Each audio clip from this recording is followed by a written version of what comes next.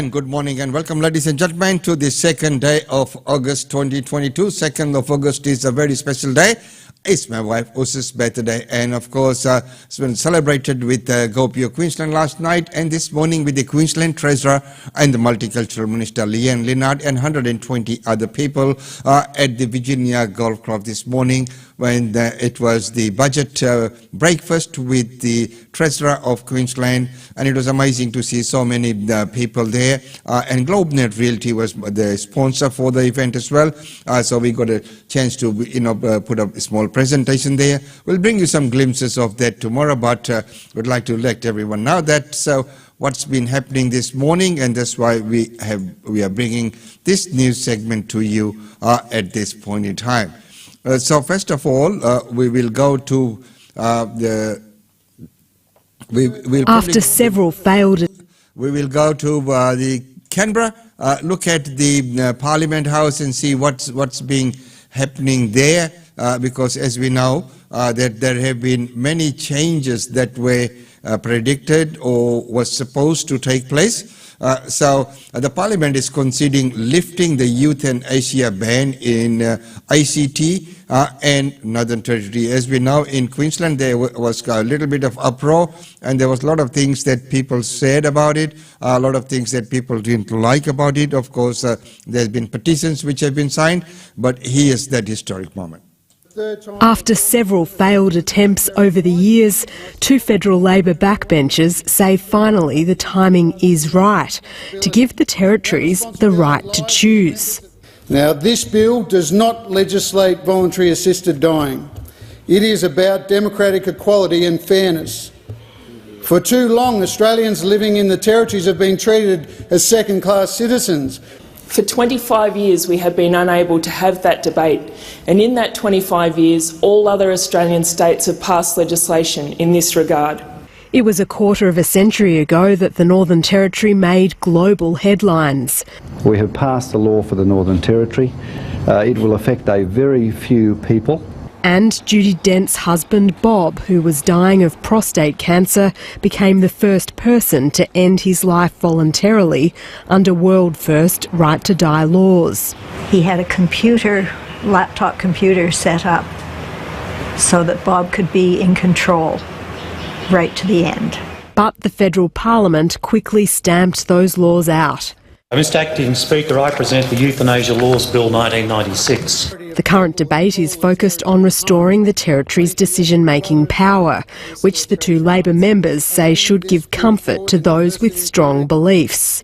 I myself am on the record as being against euthanasia, my personal priority being for improved and strengthened palliative care. I have other colleagues in this place who have similar concerns to mine for reasons relating to their faith and other issues. The bill's set to be debated in the lower house this week. Felicity James, ABC News. A year after the loan.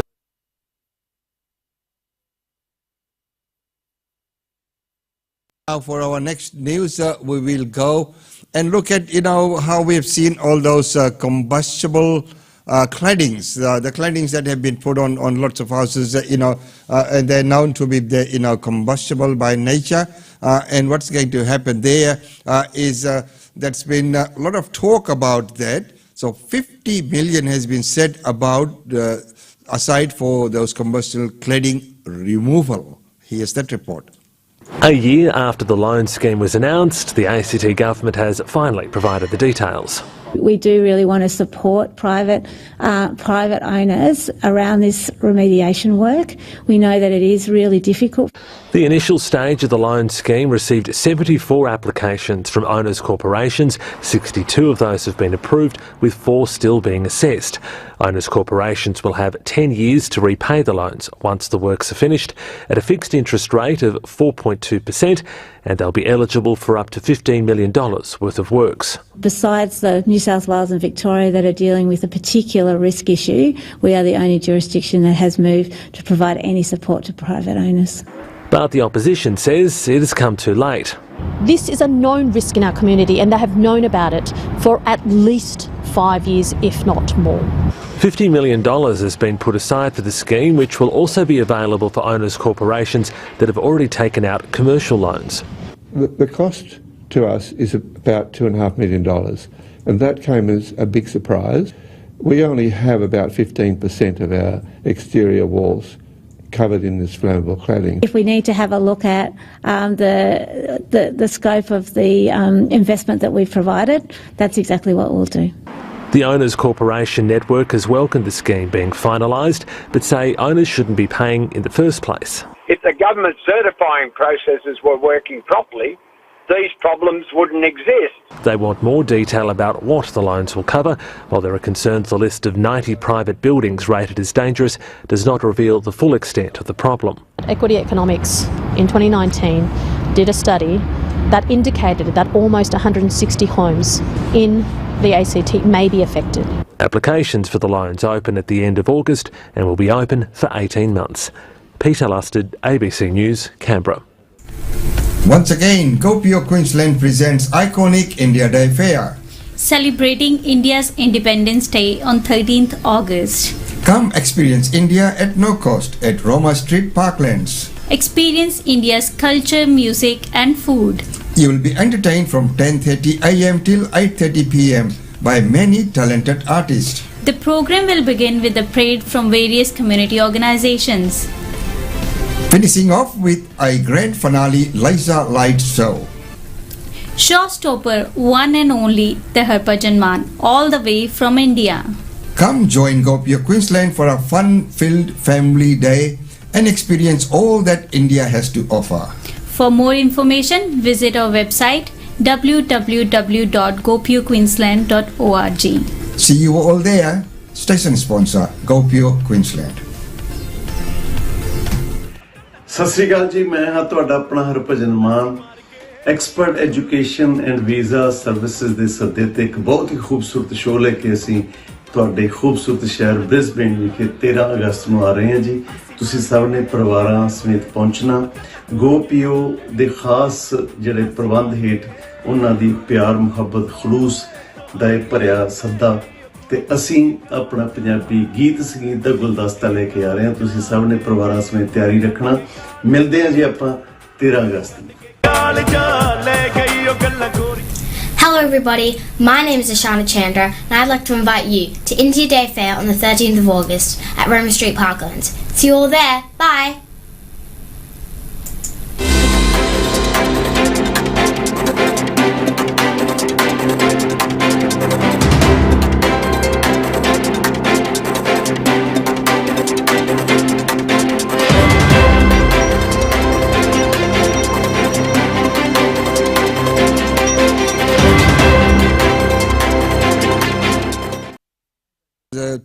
Messages from the community, and of course the India Day Fair is on the 13th of August, and we'd love to have you all there on that beautiful day.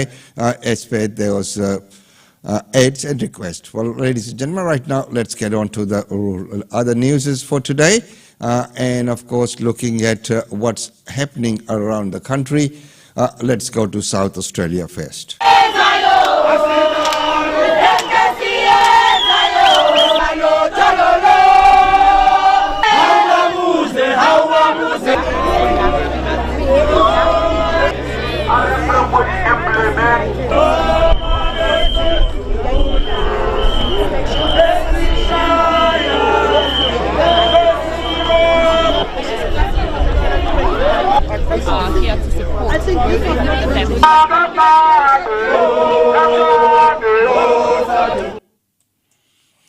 And there you go. That protest there is for the rape victims there. Right now we go to Perth and take a look at the new program that's aimed to help them.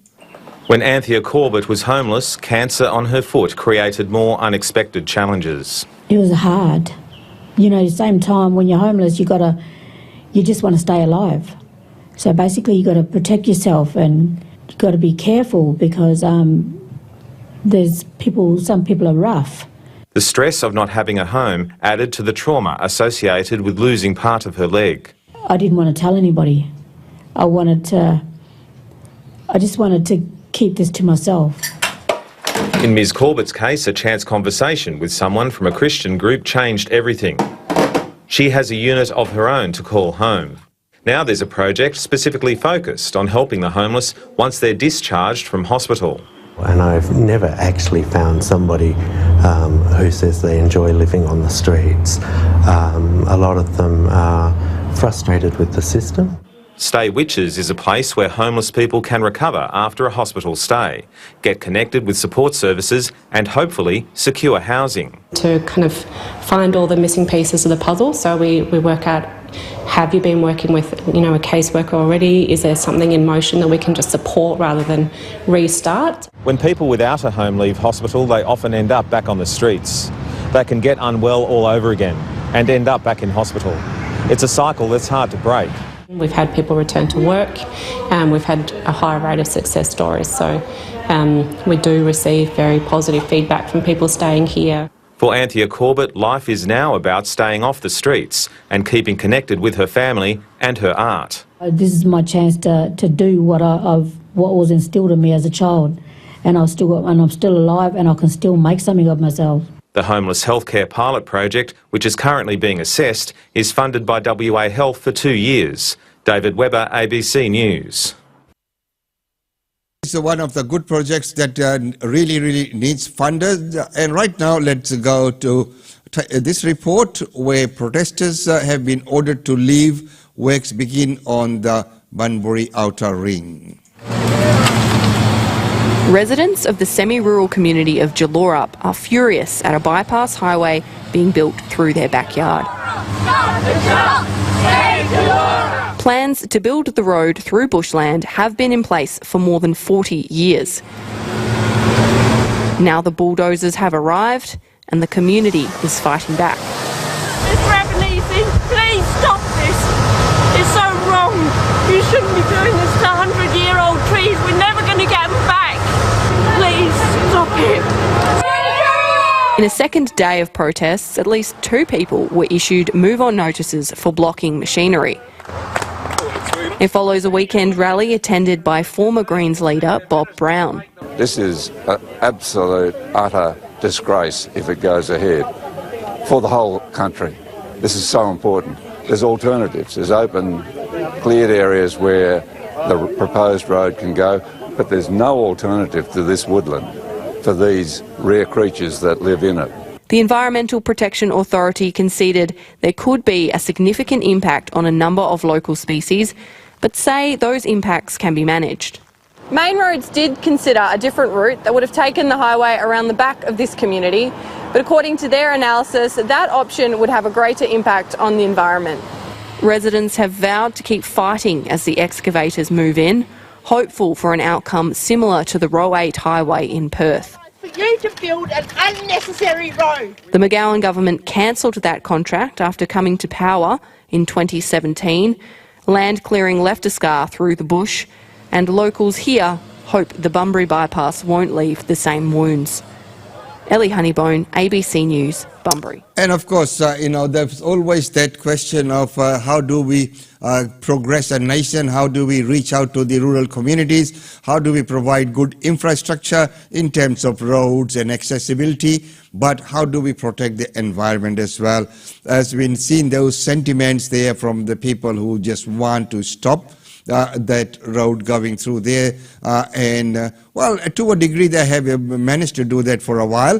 The project has been put on a back burner, but it's going ahead now, obviously. So, it is a bit sad to see those trees go, but of course, infrastructure and roadworks, well, where do we draw the line? So that's one of the things. Ladies and gentlemen, right now it's time to go to our daily India report, and with that we'd like to welcome Nikos.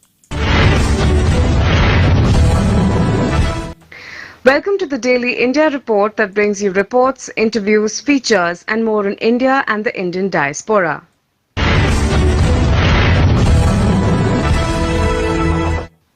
The Indian government has formed a task force on 31st July 2022 to monitor the monkeypox situation in India. This comes on the heels of World Health Organization declaring monkeypox as a global health emergency. The Indian government has formed a task force to monitor the spread of monkeypox cases in India.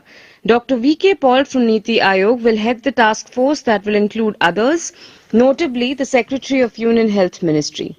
This latest development comes after India reported its first death linked to the disease. WHO declared monkeypox to be a global health emergency in early July.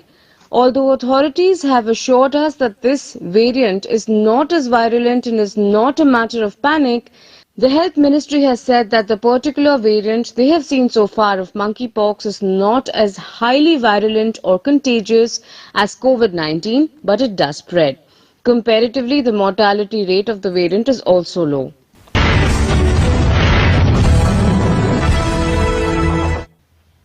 The winning spree for India's star performers at the 2022 Commonwealth Games continues. 20-year-old weightlifter Achint Shuli bagged gold on July 31st. Prime Minister Narendra Modi congratulated him on social media and called him tenacious and a hard worker. Day 3 of 2022 Commonwealth Games and Indian weightlifters continue being star performers. 20-year-old Achint Shuli smashed the game's record by lifting a total of 313 kilograms to win the gold medal in men's 73 kilos category. Shuli first broke the game's record twice in the snatch round, lifting 140 kgs and 143 kgs. He then lifted 166 kilos and 170 kilos in the clean and jerk round to register a game's record for the overall weight. Favourite to win the event, debutant Shuli heaved 313 kilos to grab the gold at NEC Hall in Birmingham. Malaysia's Eri Hidayat Mohammed, who gave Shuli a tough competition, ended up as the second best lifter in the event. He had the best effort of 303 kilos. Canada's Shad Darsingni was third with a total lift of 298 kilos. Prime Minister Modi congratulated Shuli on winning gold medal at Commonwealth Games 2022 in Birmingham. He had also shared his recent interaction with Achint Shuli when the Indian contingent left for the Commonwealth Games. The Indian Army is all set to bolster military ties during scheduled exercises with Army personnel of Oman and Vietnam, the two countries which are strategically significant for India. Indian Army soldiers are scheduled to hold exercises with the Army personnel of Oman and Vietnam, the two countries which are strategically significant for India. Indian Army said that the fourth edition of the exercise Al-Najah with the Royal Army of Oman will be held at the Foreign Training Node of Mahajan Field Firing Ranges in Rajasthan state from 1st to 13th of August. Close to 60 personnel from the Sultan of Oman Parachute Regiment will hold an exercise with Indian troops from the 18 Mechanized Infantry Battalion. The exercise aims to enhance defence cooperation and will further manifest in enhancing bilateral relations, according to the Indian Army. These exercises with the two countries will add to the existing strong defence ties. A 45-member Vietnam People's Army contingent comprising medical and combat engineers is scheduled to exercise with Indian Army troops of the 105 Engineer Regiment. India-Oman defence cooperation has emerged as a key pillar of the strategic partnership between the two countries. The 5G spectrum auction entered the sixth day of bidding on July 31st after receiving bids worth more than 1.40 lakh crore rupees from players like Reliance Jio and Bharti Airtel. The auction of the 5G spectrum capable of offering ultra-high-speed internet entered the sixth day of bidding on July 31st after receiving bids worth around 1.40 lakh crores in the first 5 days from players like Reliance Jio and Bharti Airtel. The bidding resumed on July 31st morning with the 31st round, and the subsequent round is currently underway. The pitched battle in Uttar Pradesh East Circle, where demand for 1800 MHz had peaked since July 27th, seems to be cooling off now, indicating that the auctions may be entering the final leg. As of July 30th, the total value of bids in the telecom spectrum auction had come within the striking distance of 1.50 lakh crore mark, or nearly $19 billion. During a briefing in Mumbai, Telecom Minister Ashwini Vaishnav said that the 5G auction shows that the industry wants to expand. Vaishnav pointed out that the industry is coming out of problems and is getting into a growth phase. He called the auction results good at around $18 billion. Mukesh Ambani's led Jio, Sunil Mittal led Bharti Airtel, Vodafone Idea and a unit of Gautam Adani's Adani Enterprises are in the race to bid for the 5G spectrum that offers speeds about 10 times faster than 4G, lag-free connectivity and can enable billions of connected devices to share data in real time.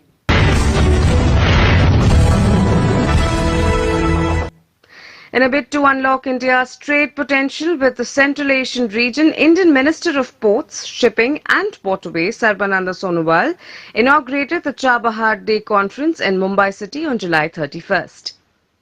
India's Union Minister of Ports, Shipping and Waterways Sarbananda Sonowal affirmed India's commitment to unlocking the trade potential with the Central Asian region through the use of Chabahar port in Iran. Minister Sonowal inaugurated the Chabahar Day Conference in Mumbai.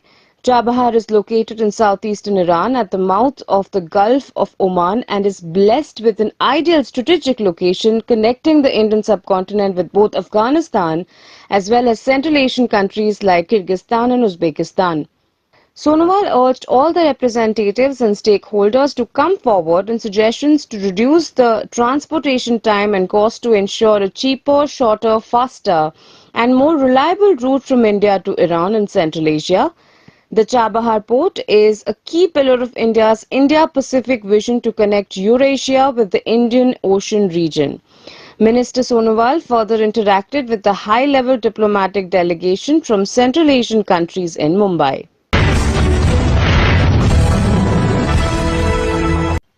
Indian actor R. Madhavan met mega star Rajnikant on 31st of July, inviting lots of reaction from across the Indian diaspora.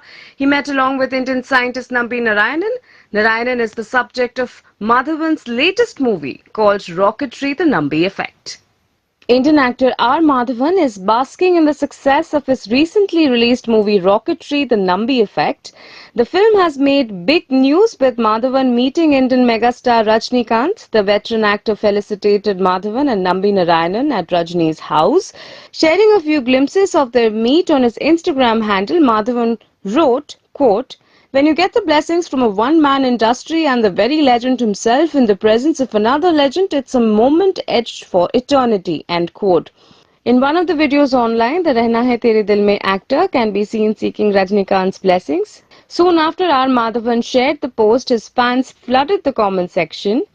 R. Madhavan made his directorial debut with Rocketry: The Nambi Effect, based on former ISRO scientist Nambi Narayanan, who was accused in the ISRO espionage case in 1994 but was later exonerated.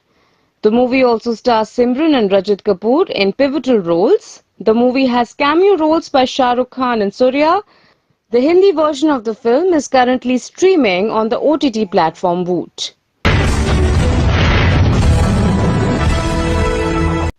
South Indian film star Amala Paul will debut as producer in multilingual investigative thriller Kavader. The trailer of the film was released on Disney Plus Hotstar. After a 3-year-long hiatus, Amala Paul will soon be back on the big screen. Last year, she was seen in 2 anthologies, Kutti Story and Pitta Kathalu. She was last seen in a feature film in Adai, which achieved both critical and commercial success. Amala is now back with another intense film titled Kadaver. The trailer for the film depicts a gory investigative thriller with Amala in the role of a police surgeon named Bhadra. The trailer opens with distorted voice of the killer who challenges the protagonist to stop him. The video then establishes the importance of a corpse in an investigation and how...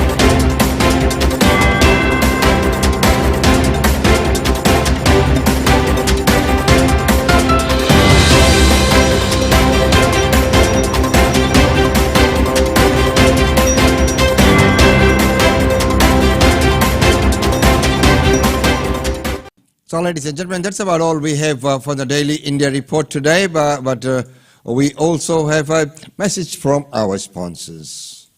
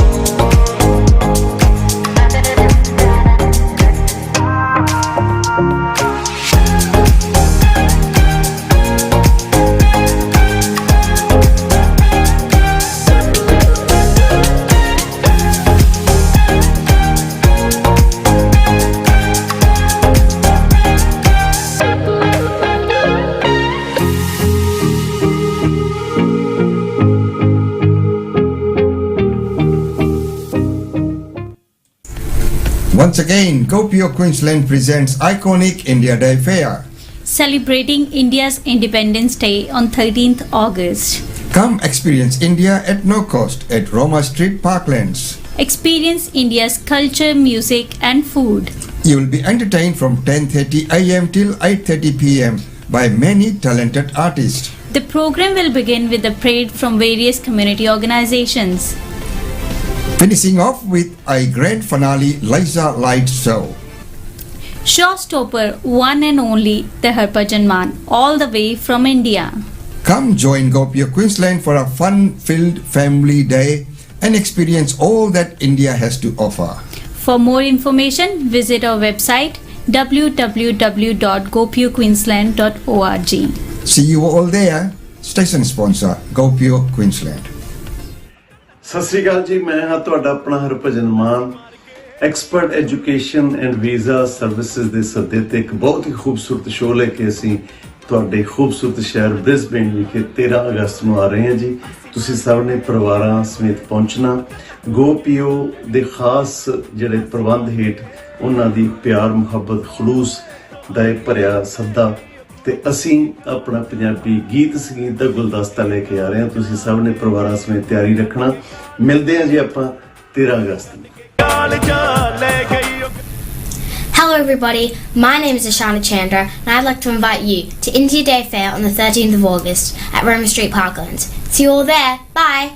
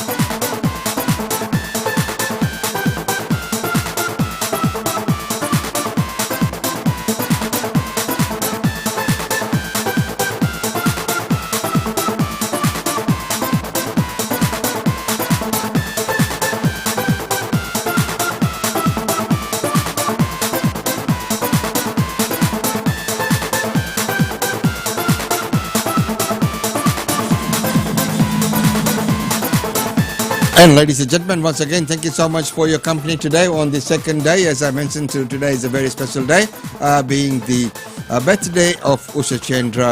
And of course, she will be on air tomorrow with a real estate update. So we'll catch you then. Well, it's been wonderful having your company today, and also tomorrow we'll bring you some report on the function that we had this morning with the Treasurer of Queensland and the Multicultural Minister. So MP Cameron Digg, and of course Minister Leanne Leonard, and many people who were present there. So until tomorrow, it's goodbye from me.